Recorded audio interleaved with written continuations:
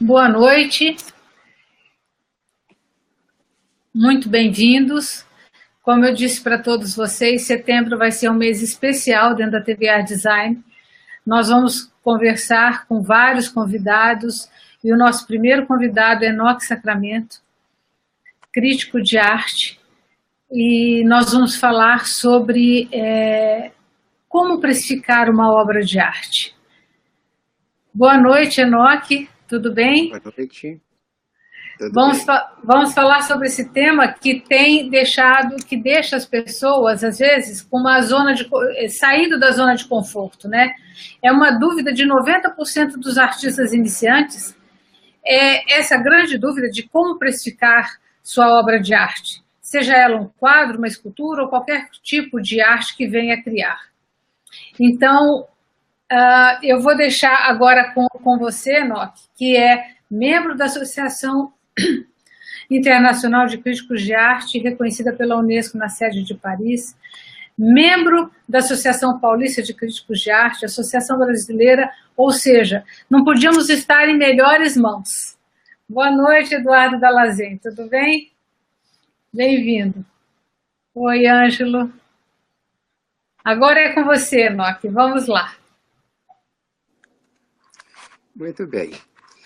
Então, precificação de obra de arte é um tema bastante complexo, mas é possível a gente esclarecer alguns aspectos relacionados com ele.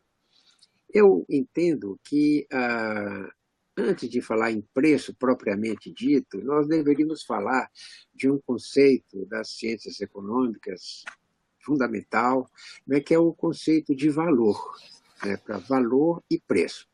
Então, eu começaria dizendo que todo objeto, todo produto ou serviço necessário ou desejável tem uma qualidade chamada valor, mas que o valor, todavia, nem sempre se confunde com o preço de uma mercadoria.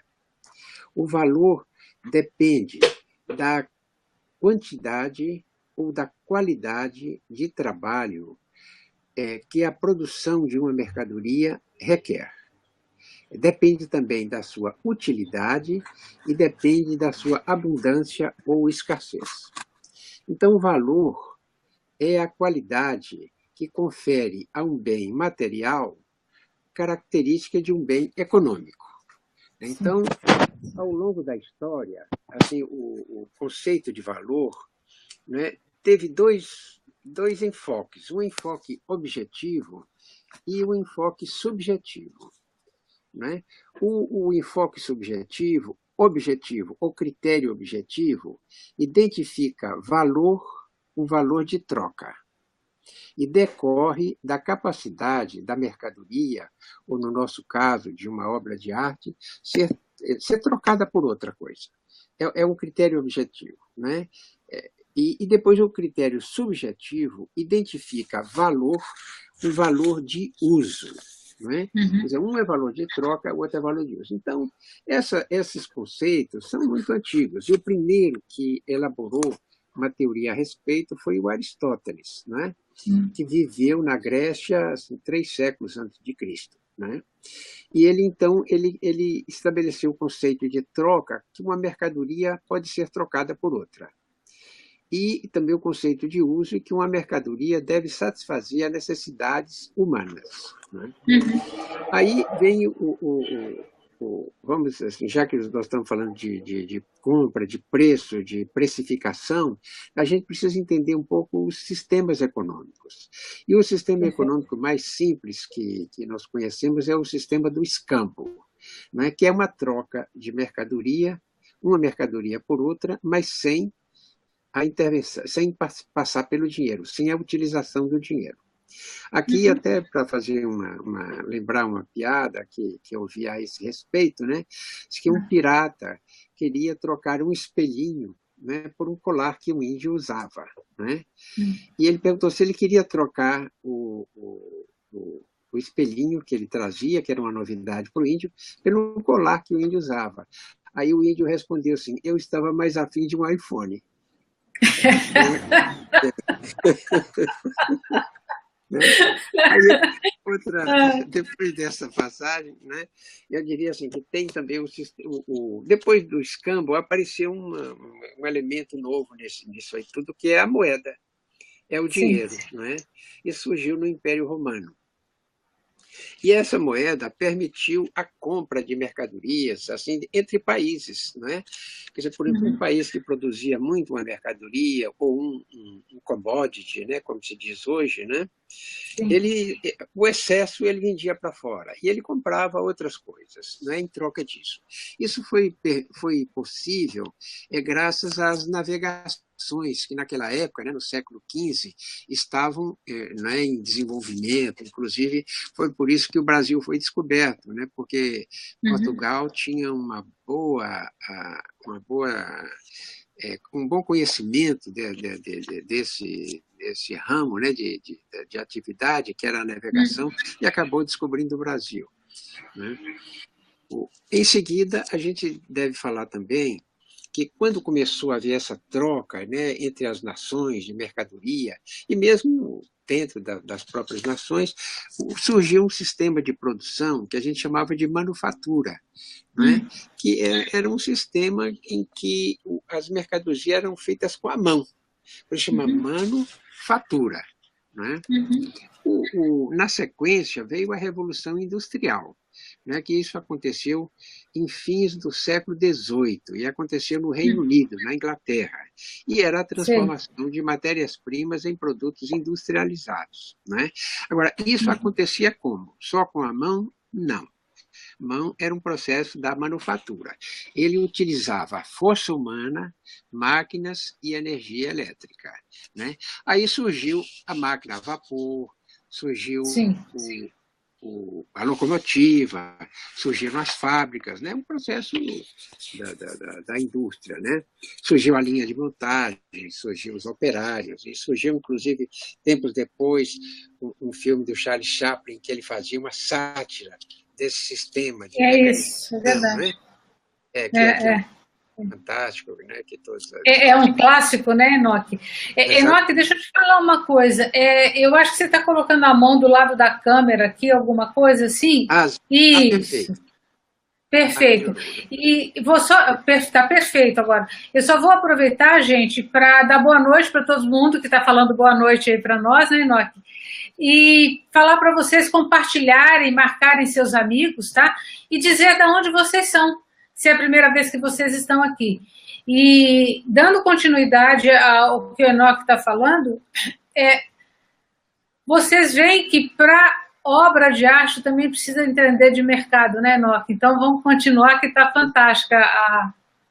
Eu vou chegar lá, e aliás, eu apreciaria muito responder perguntas, não é? Porque isso vai me levar a tocar em assuntos que interessam realmente a quem nos está ouvindo, né? Que nos está vendo. Né? Então, nessa sequência do que eu falei de manufatura de revolução industrial, aí vieram as teorias de valor, e a teoria principal de valor, assim, a primeira e uma grande teoria, é de um economista escocês chamado Adam Smith. Né? Ele é o pai da economia moderna e do liberalismo econômico, e ele pregava que o Estado devia ter uma participação muito pequena na vida da economia, né? que as pessoas e os empresários é que deveriam escolher o que era melhor para eles. Depois nós tivemos uma sequência também o Karl Marx, que já tinha uma ideia completamente diferente. Né? O Karl Marx ele já está mais numa posição de esquerda, assim, dentro da economia e da política, e ele inclusive, ele dizia que o que determina o valor de uma mercadoria é a quantidade de trabalho necessário à sua produção. Aí eu acho que o Karl Marx merece uma crítica assim, apenas esclarecedora, porque, por exemplo, no caso da obra de arte, a quantidade de trabalho não é muito determinante do valor da obra de arte. Né? Eu diria que seria mais a qualidade do trabalho. É por isso que, quando eu falei de valor no início, eu falei que dependia da quantidade e da qualidade do trabalho, porque não é um trabalho assim repetitivo, um trabalho operário, não é? Em que a pessoa reproduz, às vezes, uma ação assim, várias vezes, né? Ou sempre. Né?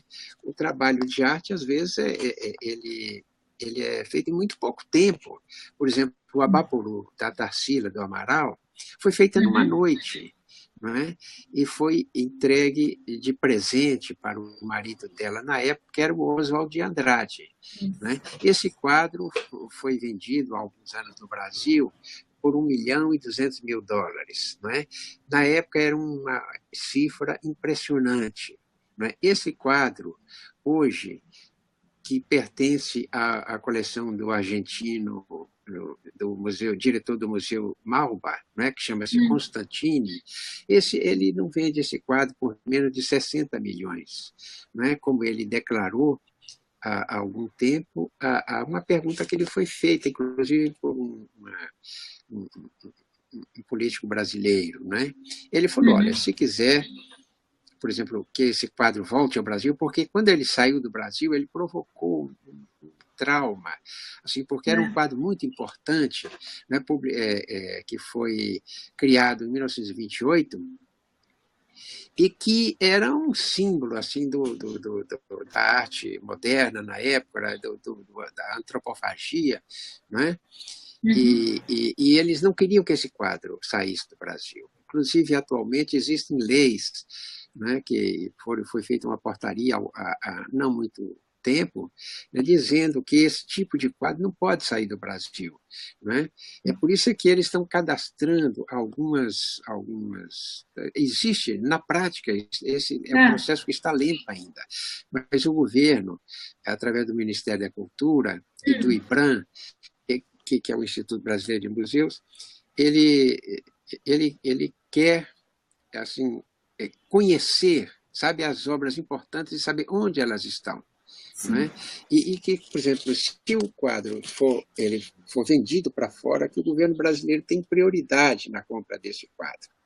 É uma lei ainda que está ainda tropeçando. É quase que salvaguardando a nossa cultura, né? Salvaguardando a nossa cultura. Não é? Mas então, o que eu quero dizer é o seguinte, que um quadro que foi feito numa noite, foi vendido por US$ 1.200.000, não é? Num leilão em Nova York, e que hoje ele vale, eu não sei exatamente, esse quadro, ele deve participar de 2 exposições que estão sendo realizadas, que serão realizadas nos Estados Unidos, né, que é uma exposição da Tarsila do Amaral, que vai primeiro para o Museu de Chicago, o Instituto de Arte de Chicago, e que em fevereiro do ano que vem vai para o MoMA, né? Uma grande exposição da Tarsila do Amaral, 2 exposições que acontecem este ano, né? Aliás, uma este ano e a outra no começo do ano que vem. E que, certamente, inclusive, já que nós estamos falando de preço de obras, vai valorizar bastante, na minha opinião, a obra da Tarsila do Amaral. Não é? Ela já é uma artista muito valorizada. Mas já passa um primeiro conceito aqui de precificação, né, de que exposições importantes, né, em museus importantes valorizam a obra do artista. Enoque, eu queria te fazer uma pergunta que, de repente, as pessoas podem estar pensando a mesma coisa que eu, até porque eu recebi algumas perguntas antes da gente começar. Então, esse quadro da Tarsila do Amaral, ele foi, a primeira venda dele foi de US$ 1 milhão, que na época já era uma exorbitância. Que conceito acarretou, o que acarretou para que ele fosse adquirido por um valor tão alto? Na época, então, o valor hoje é considerado muito pequeno, foi 1.200.000, mas é um valor, é um dinheiro alto. Né? Primeiro, eu acho o seguinte, o quadro, ele era um quadro importante para a história da arte brasileira. Não é?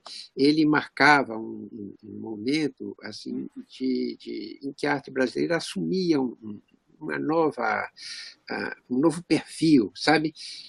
Que era caracterizado pela modernidade, de trabalhar assim, mais as coisas brasileiras, né? De a cultura brasileira. Isso, o valor histórico, então, é um dos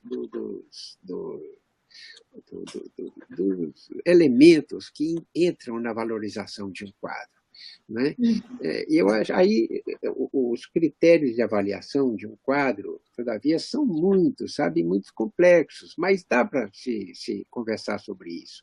Né? Por exemplo, uma das coisas que mais importantes na valorização de um quadro é o autor, é quem fez o quadro. Não é?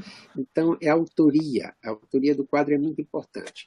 Mas não é tão simples também assim, porque se nós analisarmos pintores que trabalharam no mesmo cenário, por exemplo, o grupo Santa Helena, não é, que foi um grupo que aconteceu em São Paulo na década de 30, e que eram dois ateliês, um ateliê do Repolo e um ateliê do Mário Zanini.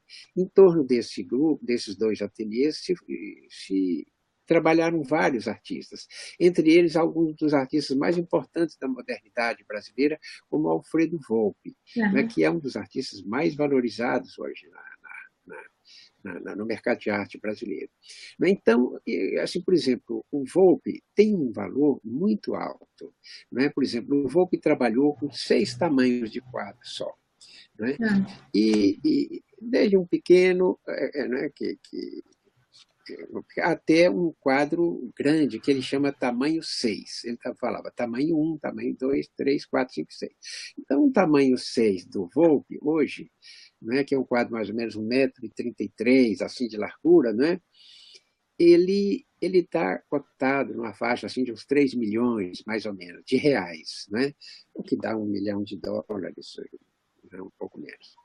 Né? E já, por exemplo, artistas como Mário Zanini, né, que trabalhava com Volpi, que andava com Volpi, que era tão próximo do Volpi, que eles, entre o grupo dos artistas de Santa Helena, eles eram chamados de Cosme e Damião, porque andavam sempre juntos. Né? Ele tem um valor muito de mercado muito mais baixo, né? Mas muito mais baixo. Eu diria que, sei lá, um quadro grande do Mário Zanini, ou médio, estaria aí na faixa de 15, 20 mil reais, né? Quando o Volpi está 3 milhões de reais. Você vê que não tem muito sentido isso. Né? Mas é uma realidade, né? E aí a gente começa até a pensar assim, o que determina, né? Isso. O que faz subir tanto o preço de uma obra de arte? Né? E como que um artista jovem, como é que ele se coloca nesse contexto? Né? Como é que ele estabelece o preço da obra de arte dele?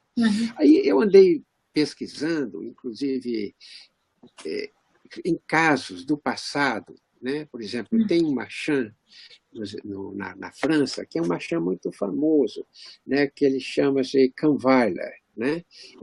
Era um alemão que trabalhava na França, que ele foi Marchand do Picasso, né? Marchand do Derrien e de outros artistas importantes da época. Né? Ele dizia o seguinte, o Kahnweiler, ele já estou dando uma visão do Marchand, não é? Ele dizia que qual era o segredo dele, que ele foi um Marchand muito bem sucedido. Ele dizia que ele procurava vender, né, artistas inovadores. Né? Sim. Depois, ele procurava assegurar o monopólio da produção desse artista, ou seja, ele queria ser o único Marchand desse artista. Na verdade, ele era o único Marchand do Picasso. Né? E depois ele dizia que ele deveria fixar para um artista jovem, né, um preço razoável, né, não um preço muito alto, porque ele queria vender muitos quadros desse artista, para que depois esse artista entrasse numa faixa de desejo. Né? Por que desejo? Porque uma pessoa só compra um quadro muito caro porque ele ele é movido pelo desejo.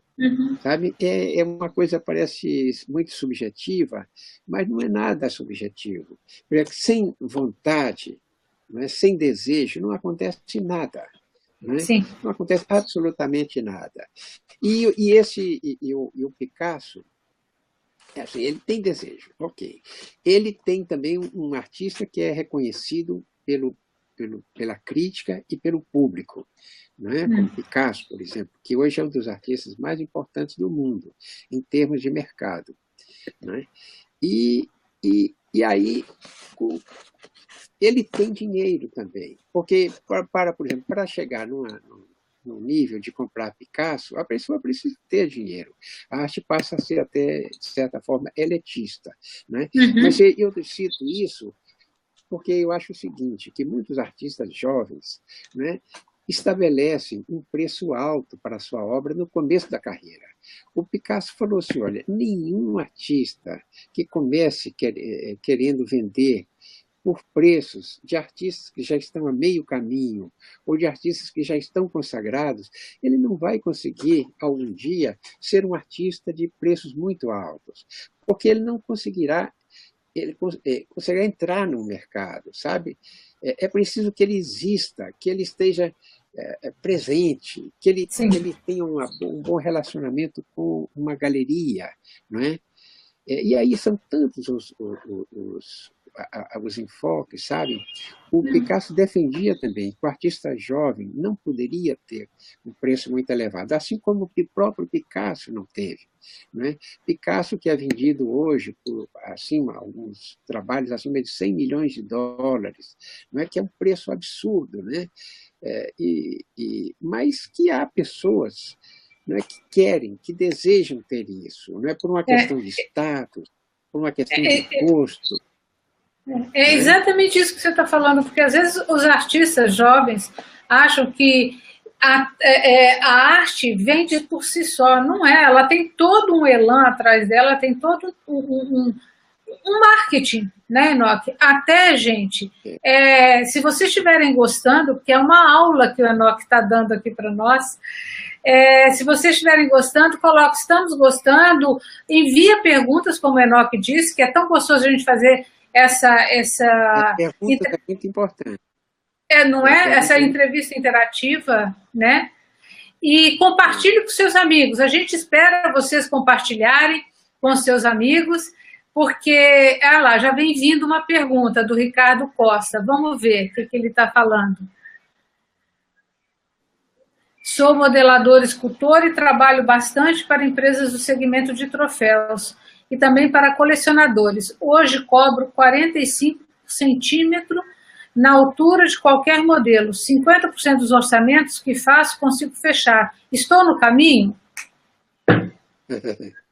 Não, eu acho que sim. Por exemplo, ele está numa faixa, né, em que a arte está atendendo a uma necessidade de uma entidade, de uma empresa, né, de premiar, né, pessoas pelas suas atividades, né, e o troféu é uma forma assim muito objetiva, né, de uso da arte, porque o que caracteriza, assim, na nossa visão assim ocidental, né, o que é arte? Que a arte que é um produto para a contemplação, não é? Eu concordo perfeitamente, a arte é isso, é um produto para a contemplação e para a reflexão, não é? E para o desenvolvimento espiritual da pessoa e tal, mas ela pode ter uma utilidade assim fora desse nível, não é? Por exemplo, é o caso do artesanato. Né? Sim. No caso, um troféu é uma obra de arte, né? Mas com uma tiragem, né? Porque é uma escultura com uma tiragem. Ou poderíamos dizer até que é um múltiplo, porque a escultura ela tem uma tiragem limitada para ela ser escultura. Né? Há duas escolas ou dois convênios sobre isso. Por exemplo, os franceses acham pintura, que até 12 cópias é uma obra de arte.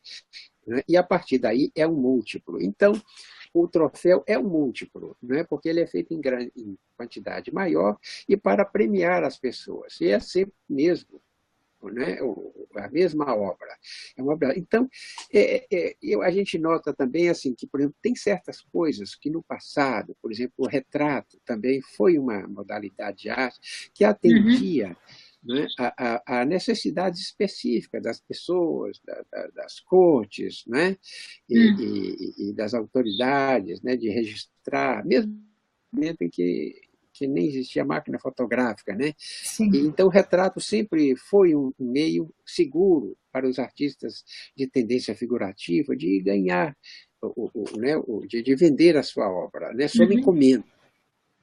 Então, muitos artistas trabalham sob encomenda, né? Então, é isso aí. Agora, deixa eu ver assim, para a gente voltar bem para os aspectos do preço. Né? Pedro, tem duas perguntas aqui. Parece que o Nilbo está fazendo uma pergunta e a Ana Lúcia também.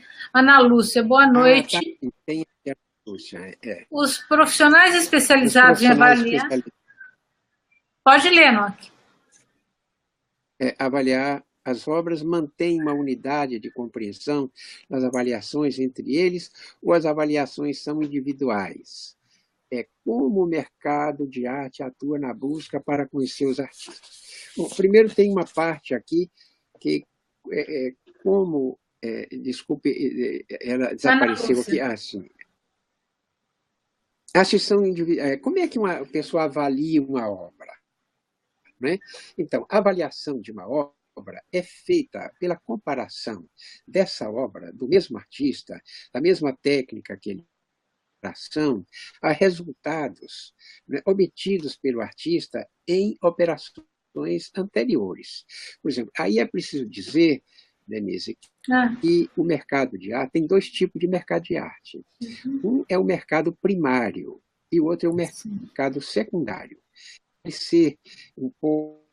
O mercado primário é o mercado de arte feito pelas galerias, que lançam o artista, né, e colocam a obra à venda pela primeira vez. Né? Esse preço é mais subjetivo do que os outros, né? Porque às vezes o artista está expondo pela primeira vez, né? E ele tem uma pequena história de vendas de obra de arte no mercado. Né? Mas, enfim, devemos considerar. Agora, o mercado de arte que permite avaliações é o mercado secundário, é o mercado de leilões. Né? E não só no Brasil, mas principalmente fora do Brasil, onde essa atividade tem uma estrutura muito séria, né? e muito firme. Né? Por exemplo, os grandes leilões de arte, a Christie's de Nova York, de Londres, a Sotheby's, né?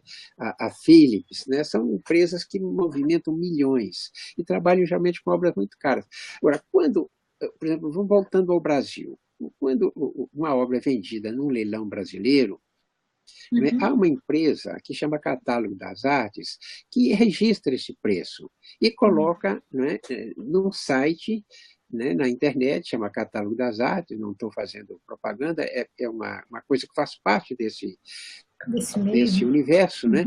Você encontra lá os preços obtidos pelas obras de arte, né, de todos os artistas. Ali tem milhares de preços. Né? Acontece um leilão no Rio, São Paulo, em Brasília, né? Os preços registrados são colocados nesse site. Né? E aí no site você entra, por exemplo, se você quer avaliar um voo, você entra no site de leilões, que é um mercado secundário, né, tipicamente secundário, e você vai ver os preços que eles obtiveram.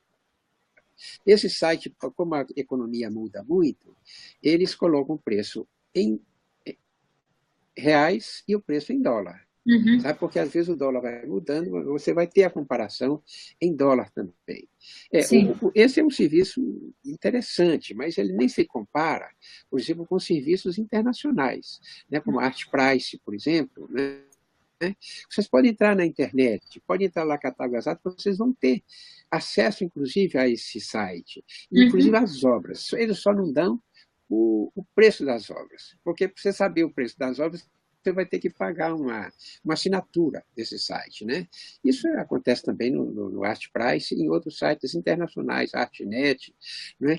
Em que eles fazem estudos estatísticos assim profundos, sabe? Sobre os resultados dos leilões. Então, você quer saber quanto custa o Picasso? Você precisa ver primeiro, é pintura? É desenho? É gravura? Porque existe um preço, a pintura é a coisa mais valorizada.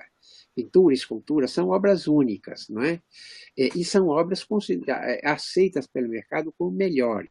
Se, por exemplo, você pega uma aquarela, vale menos do que uma pintura. Se você pega um desenho, vale menos do que uma aquarela. Se você pega uma gravura, vale menos do que...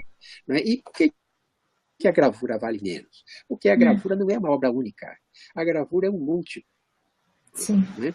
E aí eu volto àqueles conceitos que eu estava falando de teoria de valor, né? Porque a gravura não é tão rara quanto uma pintura, porque a pintura só existe uma. Né? E a gente pode até perguntar, mas qual é o preço de um produto que é único? É difícil, né? Porque você comprar um automóvel, você pode comprar um automóvel, tem centenas, milhares, né, de exemplares. Né? Então tem um preço. Agora, quando você chega na arte, a coisa é mais subjetiva. Né? Ele fala assim, esse é um produto único, qual é o preço para um produto único? Mas há essa referência, sabe, que esses sites possibilitam observar. Você pega um Volpe, ou você pega sei lá, um artista concreto. Não é? Então, aí entra um valor diferente, por exemplo, um valor histórico. Por exemplo, os artistas concretos, de um modo geral, Sassiloto, Charu, Geraldo de Barros, a década de 50 vale mais do que as décadas seguintes, sabe? Sim. Então, uma das coisas que a explicação é a fase. A fase. Tem fases que valem mais do que outras. E assim como dentro de grupos de artistas, tem artistas que valem mais do que outros. Não é? A fase, por exemplo, tem outro exemplo também, a tipicidade. Por exemplo, o Volpe tem as bandeirinhas, não é? As bandeirinhas são muito procuradas, tem bandeirinhas com mastros, né? Tem as fachadas, são obras muito valorizadas do Volpe. E também tem o seguinte, se a obra é menor, ela vale menos. Se a obra é média, ela tem um preço maior. Se a obra é grande, ela vale mais. Todavia, isso é a regra. Todavia, há exceções. Há quadros que são menores, né, mas que têm um valor histórico muito grande, né, que vale mais do que os outros. Né? Eu diria hoje, por exemplo, né, existe nessa exposição da Tarsila, que vai para os Estados Unidos, para o MoMA, uma obra chamada Antropofagia, que eu estou dando esse exemplo porque eu sou curador da fundação que tem essa obra em seu acervo, que é a Fundação Nemirovic, e que hoje é com a Pinacoteca do Estado. Essa é seguramente, né, eu acho seguramente, a obra mais cara de um artista brasileiro que está no Brasil. Porque o Abaporu é menor que a antropofagia. Mas a Abaporu passou por um processo de venda fora, de discussão, sabe, sobre a conveniência, ou sobre que o governo não deveria deixar essa obra sair do Brasil, que ele vale mais. Sabe? Então, houve uma notoriedade, né, e também ela foi o símbolo do movimento antropofágico. Mas a antropofagia é maior do que o Abaporu. Inclusive, ela funde duas figuras fantásticas e fundamentais na obra da que é o próprio Abaporu e a negra, que estão juntos na antropofagia. Essa é uma obra que a antropofagia tem hoje um valor, aproximadamente, se estima, né, em 20 milhões de dólares. Né? O Abaporu, eu não sei qual é o né, nessa exposição, mas provavelmente, uma questão interna deles, provavelmente ela está com um valor de mais de 50 milhões de dólares, né, que é a obra mais cara no Brasil. Porque A gente percebe, né, Enoque? A gente percebe que tem uma série de situações, de história, de fase. São muitas variantes que fazem uma obra ser valorada ou não ser valorada, até o exemplo que você deu dos dois artistas que andam juntos, até eram chamados irmãos siameses, né? Mas por que que um vai e o outro não vai? Por que que o Volpe foi e ele não foi? Tem muita coisa em volta aí. Primeiro, assim, falando no Volpe, a gente não, isso não é um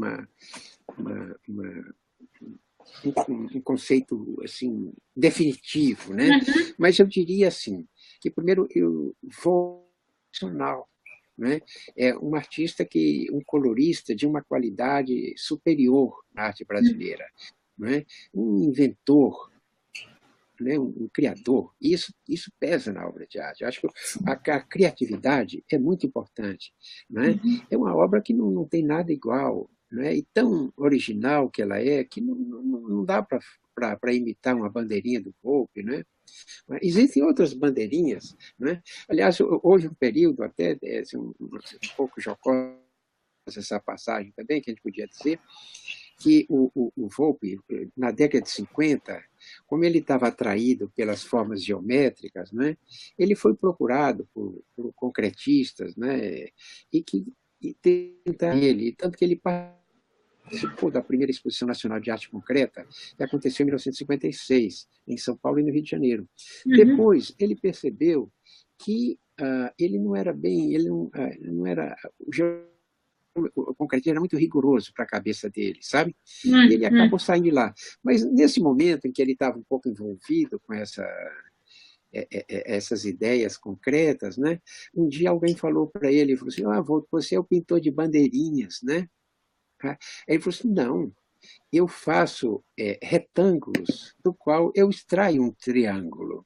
Né? Quem pinta bandeirinhas é o Penac, né? Que era o colega dele da ateliê. Né? O Penac pintava juninas, né? Pintava festas juninas e tinha bandeirinhas, assim, bandeirinhas na obra dele. Então, isso aí, a pergunta aí, mas desapareceu, não foi? É verdade, é do Nilbo. O Nilbo tem uma pergunta, Pedro, você coloca aqui para nós? E vê se tem mais pergunta para você colocá-las, tá, Pedro? Vamos ver. Tá aqui, ó. O artista novo ou emergente não pode cobrar caro, mas também, se ele cobra muito barato, acaba sendo desvalorizado como obra comercial e decorativa. Então, existe uma linha muito tênue entre o preço alto e o baixo. Qual sua opinião a esse respeito e o que considera valores básicos para artistas? Essa é uma boa pergunta, né? Eu diria, quando eu falo preços baixos, não são preços assim muito baixos, né? Que o importante, eu acho que, veja só, o artista precisa entrar no mercado de arte, sabe?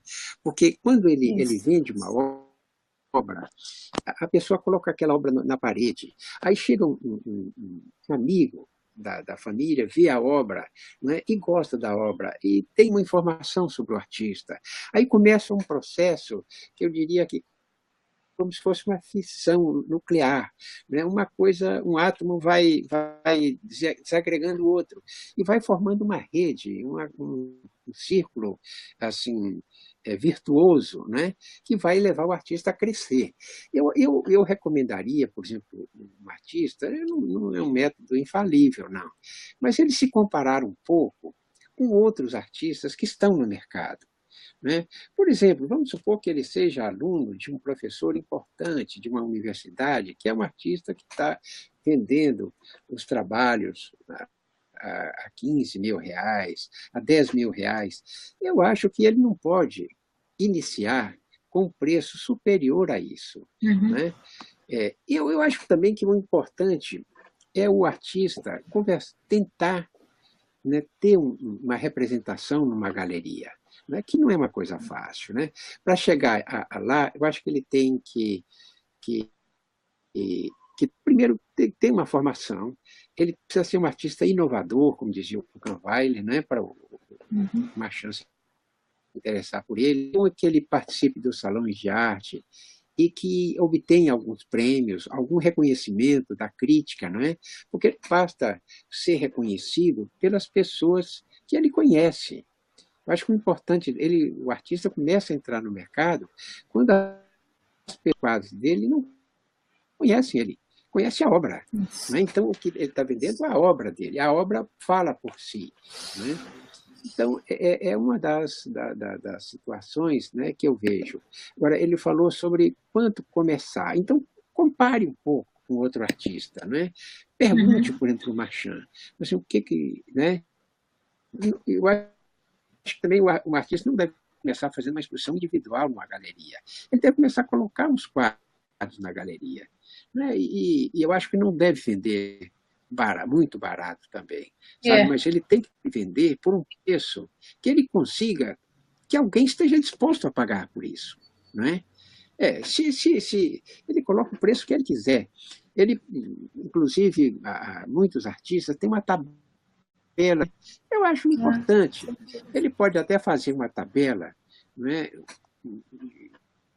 de um preço que ele acha que seria o ideal para ele, e, eventualmente, se ele considerar que ele está tendo dificuldade em vender esses trabalhos, ele dá um desconto, entendeu? Né? Ele procura manter a tabela dele, né, para ter uma firmeza, para passar também uma ideia para o colecionador de que ele está fazendo um bom negócio, embora que eu acho que o colecionador não deve comprar obras de arte só como investimento, deve comprar porque ele gosta, não é? Porque Exato. ele, né?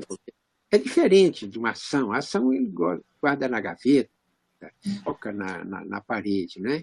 E eu acho que ele deve comprar uma obra pensando que se a obra não valorizar, pelo menos está dando para ele a satisfação de conviver com aquela obra, né? E achar que aquela obra está acrescentando uma qualidade estética, né, espiritual, à sua casa, porque a obra, ela sempre, toda obra, ela tem uma emoção diferente, obras que emocionam a gente. Sim. Né? Porque eu acho que a emoção, o artista coloca a emoção no quadro e o quadro fica com essa emoção. Né? Aliás, Depois, isso Enoque, é uma coisa que eu vejo que tem é um grande divisor de águas. O artista que coloca emoção, as pessoas conseguem ler aquela emoção, conseguem sentir. As pessoas, artistas, quer dizer, as obras que estão ali para fazer uma cópia, ela não consegue transmitir. E, Pedro, tem um monte de perguntas. Se você quiser ir colocando, vai colocando para a gente, tá? Obrigada. acho que é bom. Mas só fechando um pouco aquela questão, por exemplo, assim, depois que eu acho que primeiro o artista deve entrar no mercado, ele deve fazer a sua obra desejável. Né? E eu acho que, inclusive, o Marchand é muito importante, mas hoje o Marchand não é o único canal do artista para que ele entre no mercado. Com essas tecnologias, com a internet, com os sites, né? Com o Instagram, com o Facebook, o artista pode se divulgar, né? E criando esse desejo das pessoas terem a obra dele. Né? Eu acho que não é único. Mas se ele tiver o Marchand, eu acho muito importante também. Porque esse Kahnweiler, por exemplo, ele era um amigão do Picasso. O Carvalho. E ele é reconhecido, Marchand, não é? A ponto dele ter feito muitos retratos do Kahnweiler, que provavelmente ele deu de graça. Claro que ele não vendeu nada para o Kahnweiler, não é? Enfim, é isso aí. Tem perguntas, né? Tem. Estou vendo aqui, né? Como e quando em redes sociais influenciam o valor do trabalho do artista? Da Keisa. Olha, eu acho assim, que toda a divulgação, sabe, é importante na colocação do artista e da sua obra no mercado. Até porque nós estamos falando de vendas, né? Então, vendas tem 4 P's que são importantes nesse processo. Né? O primeiro ponto é o produto. o segundo é o ponto, o terceiro é a promoção, não é? E tem mais um P aí que eu lembrarei em seguida. Mas, por exemplo, o produto precisa ser bom, não é? Precisa ser de qualidade. Não é? O ponto é a distribuição, sabe? Quer dizer, o, o colecionador precisa saber onde ele encontra a obra do artista. Então, se o artista tiver um site, a gente, não é? Se ele tiver uma galeria, também muito interessante. Né? Depois aí ela pergunta sobre a divulgação. A divulgação é importantíssima, né? É a promoção. Tem que divulgar, porque aquilo que não é conhecido não é desejado. Não é? É por isso que o artista tem que encontrar um jeito de quebrar a casca do ovo, de entrar no mercado. Porque se ele não entrar de alguma forma, ele não vai para frente. Aí, quando ele entra no mercado, aí a gente diz em termos assim, que ele criou demanda. Né? Quando ele cria demanda, sabe, para o produto dele, aí entra uma regra econômica perfeita, que é o problema da raridade, né? Que é a última teoria econômica, né, que eu estava falando, né? Teoria do Karl Menger, né? do Ludwig, né, que é a teoria que eles chamam marginalista de valor. Né? Quer dizer, que ele liga um pouco as duas teorias, que necessidade, não é? Que o produto tem que atender uma necessidade. E qual é a necessidade que o produto? É uma necessidade de convivência com produtos estéticos. Né?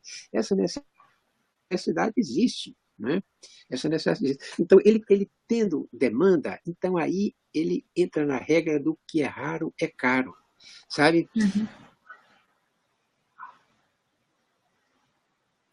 Travou. Travou o Enoque. Enoque, eu não sei se você está ouvindo a gente, mas travou sua câmera. Vamos fazendo perguntas, gente. E vamos, se vocês quiserem fazer pergunta, vão deixando as perguntas ali. O Enoque com certeza daqui a pouquinho volta, tá? E vão falando de onde vocês são. Espera um pouquinho que eu vou ligar lá para o Enoque, tá? Só um minutinho para a gente voltar aqui a conversa. Não sai não, aproveita e vão compartilhando e vão colocando suas perguntas para nós, tá bom? Só um minutinho que eu vou tentar falar com ele, tá? Obrigada, Tatinha. Vão falando aqui comigo enquanto isso, que eu quero ver quem é que está aqui. Obrigada, Tatinha. Realmente, o Enoque é de tirar o chapéu. Está sendo mesmo uma aula. Por isso que eu falo para vocês, continuem aqui, porque já já ele está voltando. São as coisas da internet, né? Isso pode acontecer. Aí, o Enoque voltou, viu? Foi mais rápido do que eu imaginei. Então, resumindo, o que eu queria dizer é que cai naquela teoria econômica de o que é raro é caro. Não é? Agora, para que haja para que o artista diminua a oferta, ele precisa ser um artista que esteja muito procurado, né? Por exemplo, se o artista, tem casos aí que o artista coloca muita obra à venda, cai o preço do artista, sabe? Cai o preço. Isso é uma regra econômica que funciona não só para a arte, mas funciona para tudo, né? Para tudo onde uma pessoa deseja comprar alguma coisa e não encontra, aí o preço sobe. Né? Até existe isso nos produtos de supermercado, quando a safra de um produto é baixa, o produto sobe de preço. Não é? Quando o café, tem muita produção de café, como houve, por exemplo, no fim dos anos 20, né? Eles tiveram que queimar café para que o preço do café subisse um pouco. Né? Então, o que é raro é caro. Isso é fundamental. Mas para o artista fazer isso, ele precisa estar presente no mercado, ele tem que entrar no mercado. E não existe uma fórmula, sabe? Cada um entra no mercado de um jeito. Não é? Mas hoje a gente precisa pensar um pouco isso também em função das tecnologias que estão à disposição do artista. Né? Hoje a internet é fundamental. Não é? A pessoa pode até vender a obra pela internet. Não é? E a internet alcança o mundo inteiro. Isso. Não é? Então, o que é preciso? Ele precisa ter uma obra que atraia a atenção das pessoas. Né? E as pessoas são atraídas por motivações diversas, não é? Algumas estão preocupadas com novas linguagens artísticas, outros estão preocupados com qualidade de técnica, porque existem pessoas que acham que a técnica é muito importante, como os Uhum. acadêmicos, que valorizavam muito a técnica, enquanto que os modernos achavam que o que era mais importante era a criatividade, né? Não era a técnica. Então, E deixa eu te fazer uma pergunta, Enoque, porque muitas pessoas falam que dentro do Brasil as pessoas não gostam de arte ou não se importam com arte. E você que é um grande conhecedor do mercado da arte, investir em arte é um bom negócio ou não é? eu acho, se a pessoa souber, não é, é um dos melhores negócios que existe, não é? Mesmo porque, além dos ganhos financeiros, ele vai ter o ganho de convivência com essas obras durante o período em que ela as pertencer. Não é? Eu, por exemplo, eu fui curador de um acervo de um banco. Não é? Eu percebia, muitas vezes o banco recebia algumas obras de arte em pagamento de dívidas, não é? O que é comum isso, né? Às vezes recebe imóveis e tal, né? E as obras valorizaram muito, sabe? Muito Uhum, mesmo. Né? Obras assim que foram vendidas assim por um X, valia 2 anos depois 2x, 3x, sabe? uhum, Coisas que não acontecem assim com um imóvel, por exemplo, que é considerado um ativo importante, né? O imóvel nunca vai valer 3 vezes mais no ano, né? E a obra de arte permite isso. E isso talvez desenvolva assim no mercado essa atividade da especulação, não é? Porque há pessoas que especulam também com obras de arte, não é? E há até aquelas pessoas que provocam assim, sabe, que fazem, que desenvolvem ações assim mercadológicas e para aumentar o preço do valor, né? Às vezes da divulgação, sei lá, de um clima que se cria, né, para que a obra seja bastante valorizada, né? Mas fora essas coisas que se pode fazer, a arte segue as regras econômicas, sabe? É, ela primeiro, o produto tem que atender uma necessidade do ser humano. Se não atender a necessidade, ela não tem. Ninguém vai comprar uma coisa que não sirva para alguma coisa. Então, para que serve a arte?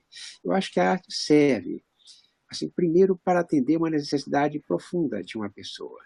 Né? A pessoa tem uma necessidade de ter aquilo, valoriza como um produto cultural, um produto estético. Mas não é só essa a função da arte. Né?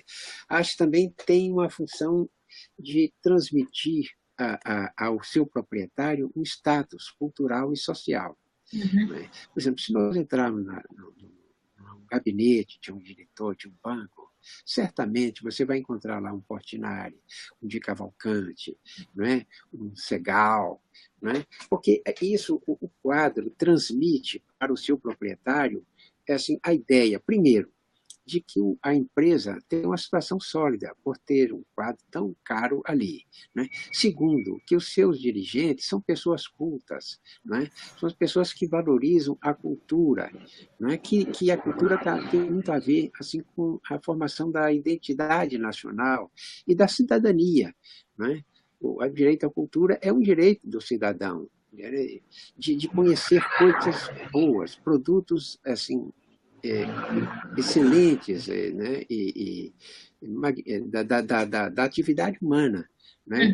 A arte é considerada, tem essa imagem, né? De um produto, né? Que representa o que há de melhor no homem, que é a sua capacidade de criação de uma coisa nova. Né? Esse é uma aura que pertence aos artistas e que ninguém consegue tirar, porque é uma verdade. É quase que a gente poderia dizer, considerando assim que Deus foi o criador do mundo, etc., ele é um pequeno criador. Ele tem a imagem de um pequeno Deus, de criar uma nova realidade que não existia antes, né? Aliás, essa é a função do artista, segundo Paul Klee, né, que há cerca de 90 anos dizia que a função do artista não é reproduzir a realidade, é produzir uma nova realidade, que é a obra de arte, independente e autônoma. Né? Ela é independente, é uma outra realidade. Existe, inclusive, uma passagem numa exposição do Matisse, em Paris, uma senhora falou: gostei muito das suas obras, senhor Matisse, né, Monsieur Matisse, mas essa mulher que o senhor colocou aqui tem um braço muito comprido. Aí ele falou assim: mas, minha senhora, isso não é uma mulher, isso é uma pintura. Né? Quer dizer, ele criou uma outra realidade. Né? A obra não precisa, o Picasso deformou as figuras assim, em extremes, né? Às vezes você nem sabia, você só via um olho, às vezes a figura de frente, de lado, né? E ele que foi um grande artista do século XX, reconhecido assim pelo mercado, né? Era uma pessoa extraordinária, né? Assim, no sentido da criação de novas realidades. Tem perguntas aqui. Sim. Arte com caneta esferográfica em papel pode ser valorizada também? Você acha que a tela sempre será o material mais valorizado no mercado? Olha, Denis Carvalho, a tela é uma observação que eu faço. A tela é a mais valorizada. Mas a caneta esferográfica não tem nada contra a caneta esferográfica. Existem desenhos magníficos. Inclusive, o Brasil está começando a aprender a valorizar o desenho. Né? É coisa que era um preconceito contra o desenho, de que talvez o clima do Brasil fosse muito quente, muito úmido, né? E que o desenho não durasse tanto quanto a pintura. Mas o desenho, a caneta esferográfica não tem problema nenhum. O próprio Picasso fez, e muitos outros fizeram, né, e hoje estão valendo muito também. Mas a pintura tem um carisma, sabe? Que talvez as pessoas acham que a pintura dura mais, porque nós conhecemos pinturas que têm 800 anos, né? E estão perfeitas ainda. Então, essa coisa transfere para a pintura um valor bom. Por exemplo, curiosamente, você pega a cerâmica. A cerâmica também, às vezes, tem valores altíssimos, mas o próprio Picasso, sabe? Você pega uma pintura do Picasso, 100 mil milhões de dólares. Você pega uma cerâmica do Picasso, 15 mil dólares. Né? Tudo bem que aí, por exemplo, não, a cerâmica ele fez 10 exemplares. Não é? Ele fez 10 exemplares, então não é uma obra única. Mas eu acho que, no fundo, na cabeça das pessoas, está a ideia de que se a cerâmica cair da parede, ela pode quebrar. Sabe? E a a pintura também não. Depois a pintura também é uma tradição, sabe, que vai se sedimentando, né? A pintura é a rainha, sabe, dos gêneros da obra de arte. E já anunciaram que a pintura acabou e tal, nunca vai acabar. Né? Pode inventar todos os tipos, videoarte, instalação, etc., mas a pintura ela vai ter o seu lugar, porque ela é um valor assim, clássico, permanente da criação artística. Aqui a Denis faz mais um aqui. Você acha que a vontade de vender pode interferir no processo criativo do artista? Olha, a vontade de vender, ou seja, que em outras palavras significa vontade de entrar no mercado, é um anseio de todo artista. Eu acho que ele tem direito a ter esse anseio. Né? Agora, o que eu acho assim, é que ele não deve assim, ficar muito atrapalhado, muito preocupado assim, em vender a obra. Às vezes, em certas situações, ele precisa disso. Né? Mas é importante que ele produza uma boa obra. Né? Eu lembraria até uma imagem assim, né, de alguém que dizia que ele queria as borboletas, né? E ele queria atrás das borboletas, queria com um equipamento, assim, pegar as borboletas. Né? Mas ele falou, não, você prepara o seu jardim, elas virão. Sabe? Que lindo. Então, Eu estou falando de É isso coisas aí. subjetivas, mas a arte é um terreno de uma subjetividade, né? Mas que existe, sabe? E que é importante, né? E que atende a necessidades profundas, senão ela acabaria. A arte existe, está aí, né? E ninguém consegue acabar com ela, né? Porque ela representa um anseio, né, do ser humano de um mundo superior, não é? Ele uma manifestação que mostra que o homem não está satisfeito com a sua realidade. Ele quer criar uma outra realidade, né? Ele quer uma coisa maior, né? Até existe o Ferreira Goulart falava isso, né? De que a arte existe porque a realidade não basta, sabe? Porque a É. vida não basta. Não é? Então, essa coisa que está aí. Não é? Acho que a Geisa está novamente aqui, pegando que para o artista ser valorizado é essencial que ele tenha um estilo muito bem definido, o que recomenda ao artista que gosta de experimentar. Então, ele tem que experimentar sempre, não é? Porque sem experimentar, ele nunca vai encontrar uma linguagem dele. Agora, eu acho que, de um modo geral, eu acho que o artista ele deve ser identificado por um estilo, por uma linguagem. Não é? Embora que esse conceito, hoje em dia, às vezes tem sido, não é? Tem sido questionado. Mas no contexto da história da arte, né, a criação de uma linguagem, de um estilo, é muito importante. Por exemplo, vocês batem o olho no Portinari, você sabe que é Portinari. Você pode colocar, sei lá, Ismael Neri, no meio de 100 artistas, você vai saber que aquele quadro é do Ismael Neri, ou mesmo da Tarsila do Amaral. Não é? Eu sei que os artistas têm fases, não é? Às vezes eles mudam no curso da sua vida, da sua trajetória artística. Né? Mas o artista, por exemplo, tem uma fase que é a fase que caracteriza o artista. Né? Por exemplo, se você pegar Volk pintou paisagens, né? E pintou naturezas mortas, figuras, né? Mas o Volk ficou conhecido como pintor das bandeirinhas, né? E das bandeirinhas com mastros e das fachadas. Né? Isso é o que a gente chama de tipicidade. Ele criou uma linguagem e ele trabalhou com ela com muita qualidade, né? Com poder assim de síntese e de profundidade muito grande. Né? Então, respondendo à pergunta dela, é importante a pessoa ter uma marca pessoal. Né? Embora que, como eu disse, às vezes tem artistas que têm feito coisas muito diferentes. Né? Sim. E assim, na mesma época, mais ou menos. Mas o estilo do artista, eu prefiro até falar a linguagem, eu acho que é o objetivo de cada artista.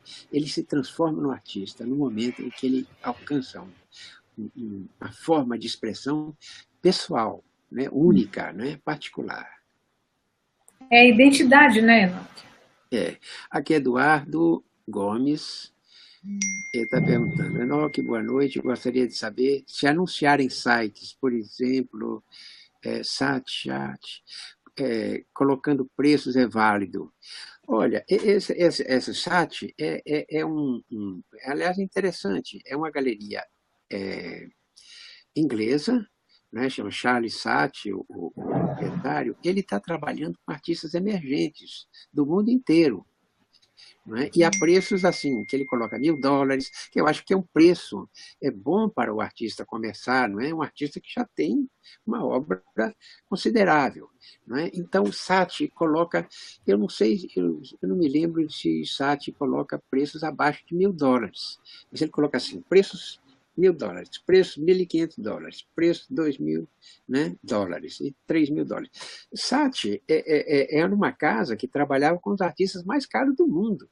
Quer dizer, quando eles fizeram essa opção para o mercado assim, de artistas emergentes, foi uma opção, acho que interessante, porque esses quadros milionários, né, bilionários, milionários, né, são para gente, para muito pouca gente, às vezes para museu, para países que estão comprando, né, como o Catar, que está comprando, que está interessado em ser sede das Olimpíadas daqui não sei quantos anos, né?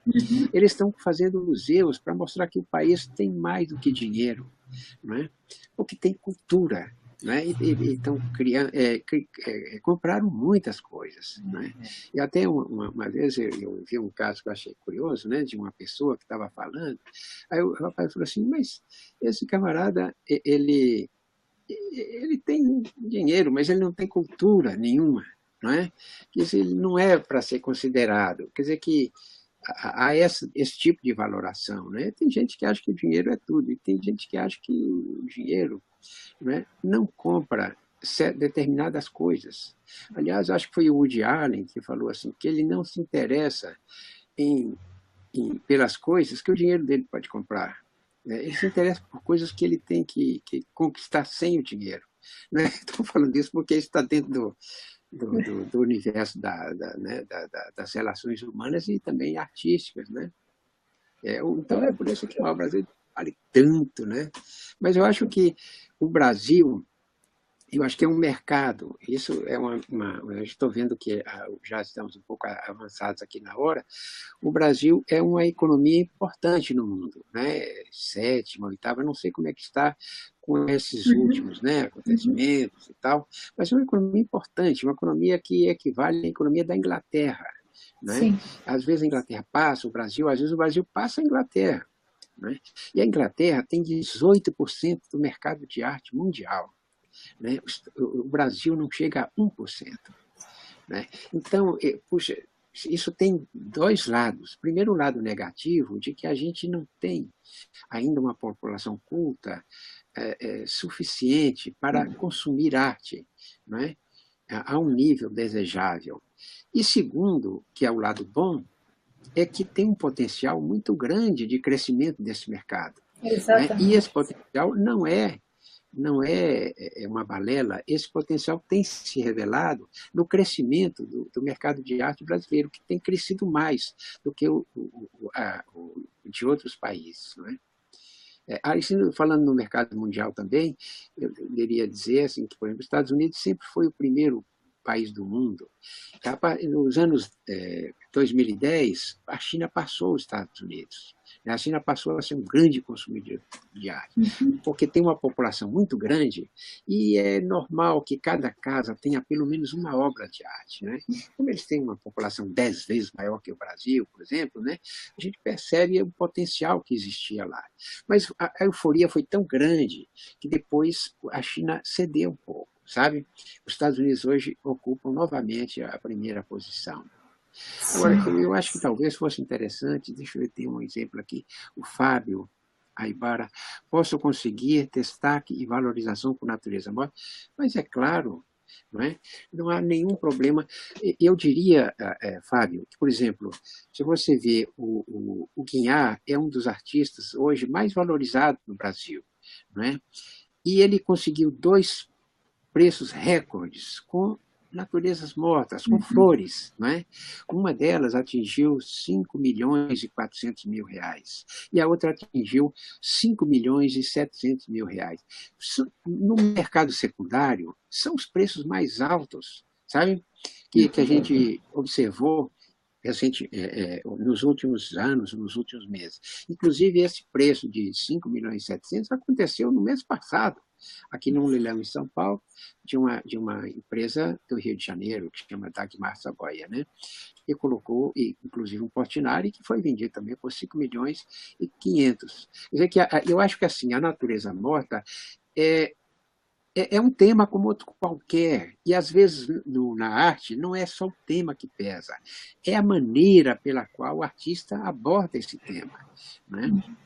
Isso me remete até ao Machado de Assis, né, que disse uma vez, né, que não existem homens, não existem temas esgotados para os homens.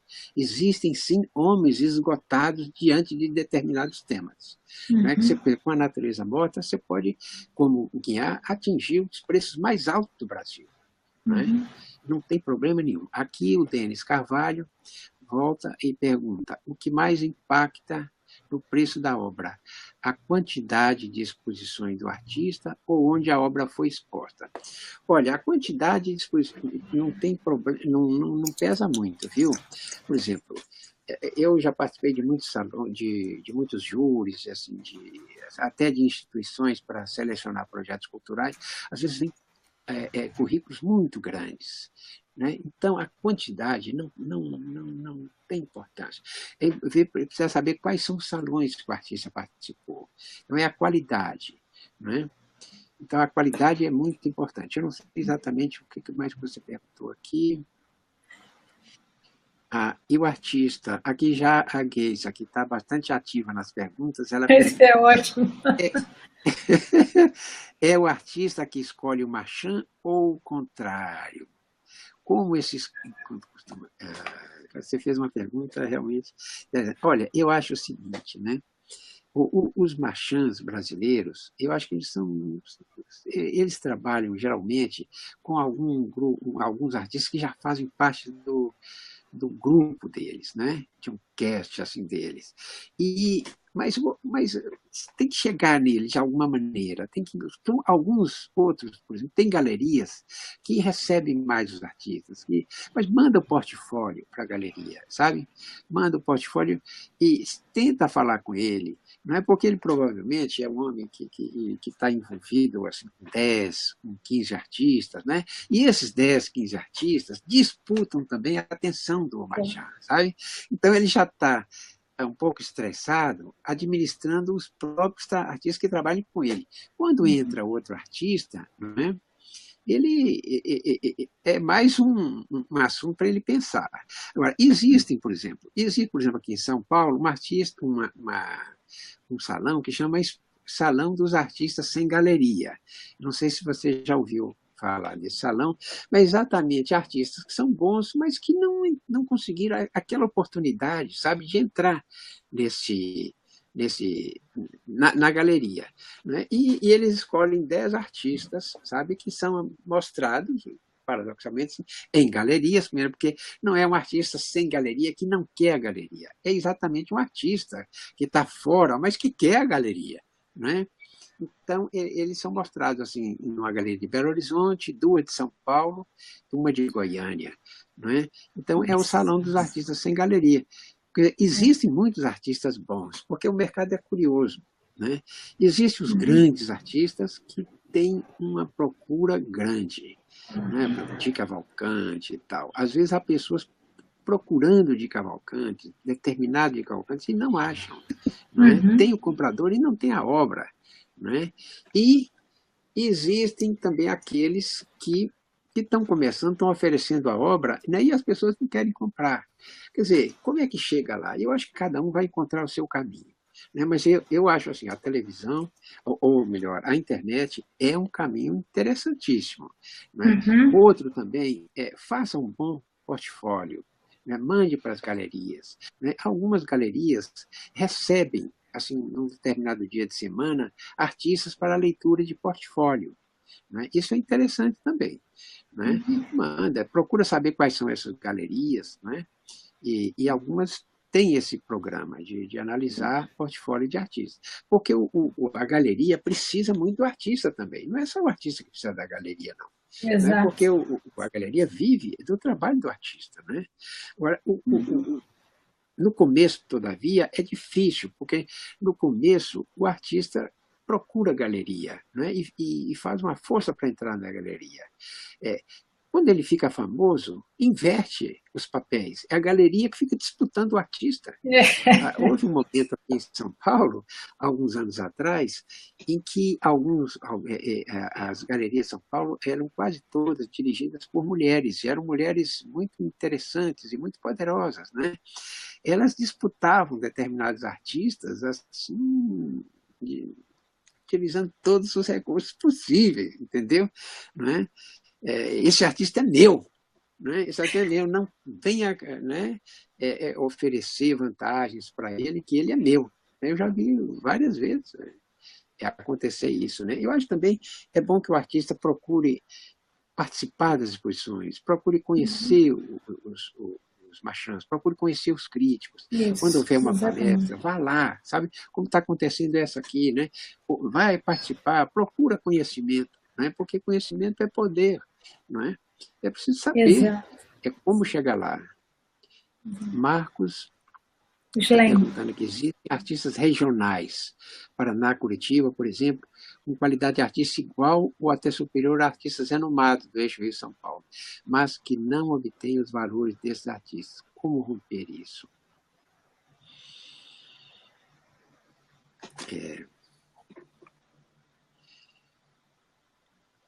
É difícil, sabe? Mas, sei lá, eu acho que, assim, por exemplo, eu poderia dizer, assim, respondendo talvez apenas parcialmente, né, que estar em São Paulo, estar nos grandes eixos, né, nos grandes centros, favorece o artista. Né? Mas haverá algum momento em que ele vai ser descoberto por alguém, ou ele vai interessar alguém. Ele deve fazer o que tiver ao alcance dele. Eu me lembro, por exemplo, de uma vez, de um artista do norte de Minas, Montes Claros, chamava Constantin Christoph, né? Um artista excepcional que não era conhecido nem em São Paulo nem no Rio. Ele mandou o trabalho dele para o museu, para o Salão Nacional, e os críticos ficaram tão impressionados com aquele trabalho que entraram em contato com ele e abriram alguns espaços para ele. Né? Quer dizer, você tem que participar daquilo que está ao seu alcance, não é? Não perca oportunidades, né? Procura conhecer, ligue, não é? Mande e-mail. Hoje tem o e-mail, tem o WhatsApp, né? Que facilita o contato. Né? E, às vezes de uma forma discreta, porque se a pessoa não tiver tempo, porque às vezes essas pessoas marchantes, que eles estão sempre também ocupados com tantos projetos, mas manda um WhatsApp, manda um e-mail, ele vai encontrar aquilo, ele vai dar um retorno. E às vezes acontecem coisas boas, por exemplo, a gente também tem pessoas que acham que existe muita proteção nesse meio. Nem sempre.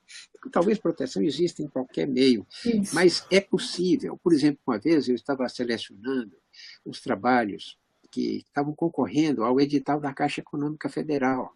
Né? Eu vi um artista que eu achei tão interessante que eu anotei o nome dele, anotei o telefone dele. Depois eu estava desenvolvendo um projeto, eu liguei para ele, sabe? E você não pode ficar parado, porque quem estiver fora do circuito não existe, sabe? Ele acaba os trabalhos sendo esquecido, ficam no ateliê. Ele tem que mostrar, para a família, tem que mostrar para os amigos, né? Tem que encontrar participar de eventos, tem que participar de canais como o nosso, não é isso? Vou fazer um marchand aqui. Exatamente, tem que participar, não é? Tem que participar. Aqui Malu da Cunha! Qual a realidade dos artistas brasileiros contemporâneos no mercado de arte internacional? Olha, existem alguns artistas, muito poucos artistas, que estão participando desse mercado, né? E que é um mercado que traz para os artistas uma condição de venda preços melhores, né? Porque os preços praticados lá fora são melhores, mais convenientes para o artista do que os preços aqui no Brasil, né? Existe, por exemplo, um artista, por exemplo, Silvio Meirelles, que vai muito bem. Existem também, por exemplo, a Beatriz Milhazes, né? Existe a Adriana Varejão, que são artistas reconhecidos, assim, internacionalmente, não é? E são artistas de preço muito elevado, por isso eles vendem pouco. Todavia, existe, por exemplo, já um artista da área da fotografia, que é um novo campo, né, da produção artística, que vai muito bem, que é o Vic Muniz. Que o Vic Muniz não atinge os preços desses artistas citados, mas ele vende mais. Ele tem mais quantidade de colocação. Então, eu acho que disputar o mercado internacional é muito bom também. Sabe, é muito bom. E eu acho que cada mercado tem suas regras, tem suas características, né? Às vezes até, sei lá, suas idiosincrasias e tal, mas o artista tem que estar atento, né? Primeiro precisa estar presente, precisa mostrar a obra dele, né? Porque se ele mostra a obra dele, ela pode ser conhecida, né? E o que é conhecido é que pode despertar o desejo da posse, não é? E que é o que leva as pessoas a adquirir aquela obra. Enoque, não para de chegar perguntas. Gente, não sei o que fazer. A gente vai ter mais uma Chan, que vai falar na semana passada, né? Que é o Gêmeo Semana... Lisboa, que é uma É pessoa isso. que conhece mais do que eu sobre isso, né? Sobre o ângulo dele, ele conhece muito É, mais. Depois nós teremos também o Marcos Amaro, que vai falar, isso. e nós voltaremos aqui dentro de 3 semanas, os três, né? Isso Então talvez mesmo. a gente possa até esclarecer melhor depois de ouvir, né? As vozes dessas três pessoas. Isso, era isso até que, obrigada, eu ia falar isso. Gente, Uhum. realmente a gente não tem vontade de parar de conversar com o Enoque, eu sei que estão chegando milhões de perguntas aqui para nós, são muitas perguntas, mas agora nós já estamos mais de 20 minutos, além da 1 hora. Enoque, muito obrigada por ter cedido todo esse tempo para nós, com tanto carinho conosco que você tem. E como o próprio Obrigado. Enoque acabou de dizer, esse mês de setembro ele foi selecionado dentro da TV Art Design com esse tema, precificação de obra de arte. Então o Enoque está abrindo o mês de setembro com essa maravilhosa aula para nós. Isso não foi nem uma entrevista, foi uma aula fantástica. Segunda-feira que vem a gente tem James Lisboa, que é um dos maiores leiloeiros, né, do Brasil, que vai falar sobre o mercado secundário, vai falar todo o conhecimento dele para nós. Depois, então, dia 11, dia 18, a gente tem Marcos Amaro, esse grande empreendedor da arte brasileira e artista também. E no dia 25, nós vamos ter o Café Design, que são os três falando sobre as suas visões sobre o tema a precificação de obras de arte. Então, esse mês de setembro, a TV Art Design está assim muito feliz de ter esses convidados fantásticos conosco, falando sobre um tema que a gente sabe que é um tema que deixa muitas pessoas sem saber como proceder, mas nós já tivemos aqui uma degustação fantástica, a gente não quer parar de degustar junto com o Enoque Sacramento. Muito obrigada por ter estado conosco.